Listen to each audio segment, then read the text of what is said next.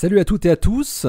Dans ce nouveau numéro, je vous emmène dans la glace de l'Antarctique à la traque des neutrinos ultra-énergétiques.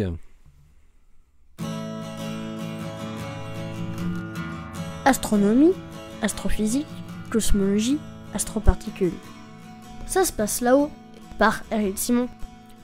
La collaboration IceCube vient de mettre en évidence pour la première fois l'existence d'un antineutrino électronique d'origine astrophysique, avec une énergie égale à 6,3 PeV, très exactement. Cette détection unique est fondée sur un processus physique prédit il y a 60 ans, la résonance de Glashow, et elle conforte au passage le modèle standard de la physique des particules. Une étude parue dans Nature aujourd'hui.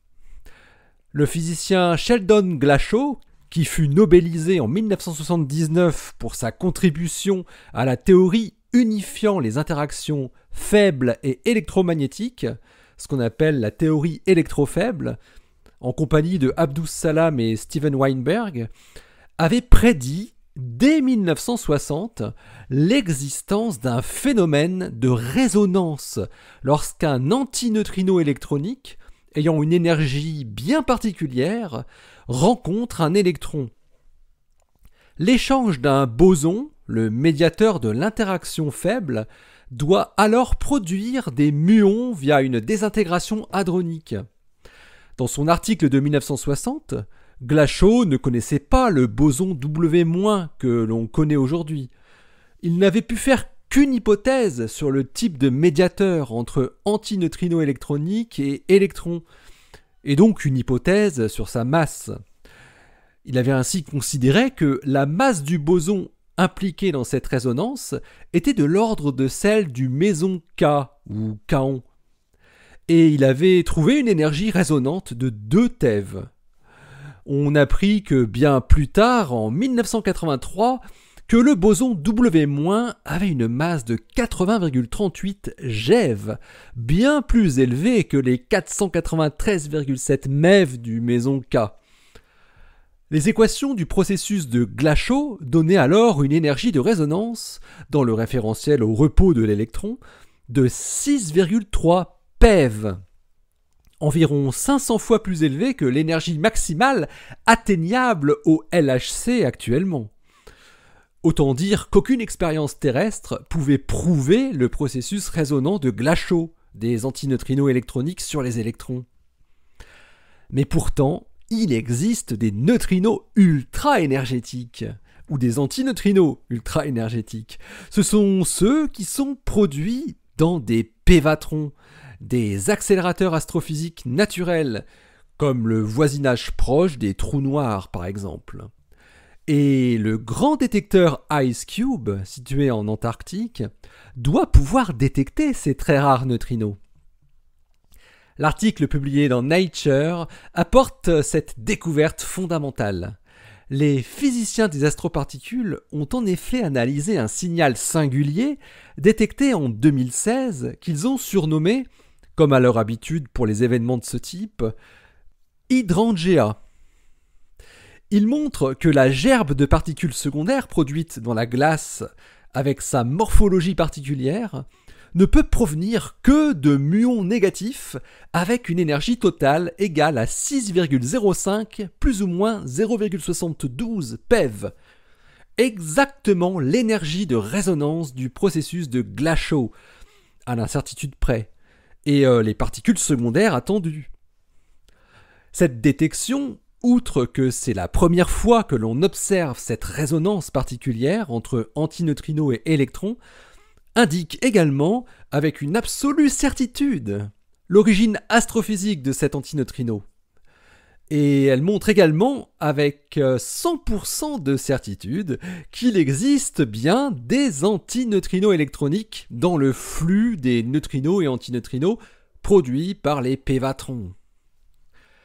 Cette preuve observationnelle du processus de Glashow est une jolie preuve supplémentaire de la robustesse du modèle standard de la physique des particules, qui l'avait prédit depuis des décennies.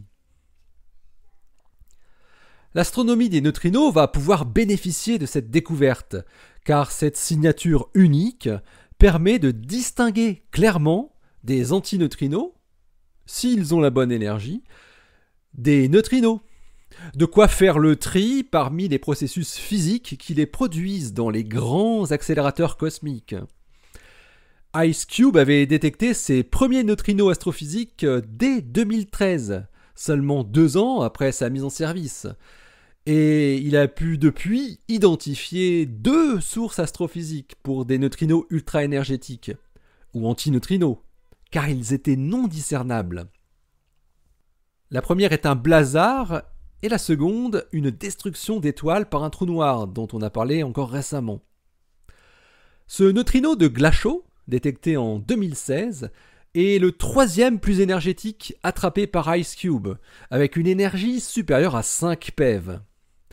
Et c'est le premier dont on peut affirmer sans se tromper qu'il s'agit d'un antineutrino et non d'un neutrino. Alors l'objectif des chercheurs de IceCube, avec la prochaine amélioration de leur détecteur géant, un volume de détection multiplié par 10, est maintenant de détecter toujours plus de spécimens de ultra haute énergie, et pourquoi pas d'autres antineutrinos de 6,3 PeV dans le lot. Ils veulent surtout pouvoir mieux caractériser le flux de neutrinos qui arrivent sur Terre, et notamment connaître le ratio antineutrino sur neutrino. Ce paramètre crucial devrait permettre d'étudier les propriétés des accélérateurs cosmiques que sont les pévatrons, comme leur taille ou la puissance de leur champ magnétique par exemple, et aussi les mécanismes de production et d'accélération des protons qui sont à l'origine de ces antineutrinos et neutrinos. Un point très intéressant, qui est également notable dans ces détections de IceCube, c'est qu'elles permettent une bonne détermination de la direction d'incidence du neutrino détecté, ce qui ouvre la voie à des détections en coïncidence spatiale, temporelle, ou les deux, de photons, voire d'ondes gravitationnelles. Bref, l'astrophysique du XXIe siècle. Quant à Sheldon Glashow, aujourd'hui professeur émérite à l'université de Boston et âgé de 88 ans, qui n'imaginait certainement pas voir un jour ce qu'il avait trouvé théoriquement lorsqu'il était en postdoc à Copenhague il y a 60 ans, a simplement dit en apprenant la nouvelle, je cite, « Pour être absolument sûr, il faudra voir un autre événement avec exactement la même énergie que celui-ci. Pour l'instant, il y en a un, et un jour, il y en aura d'autres. » L'article de la collaboration IceCube est paru dans Nature le 10 mars 2021. Il porte le titre « Detection of a particle shower at the Glashow Resonance with IceCube ». Allez, d'ici la prochaine, portez-vous bien, restez bien les yeux vers le ciel et restez bien les pieds sur terre. Allez, salut!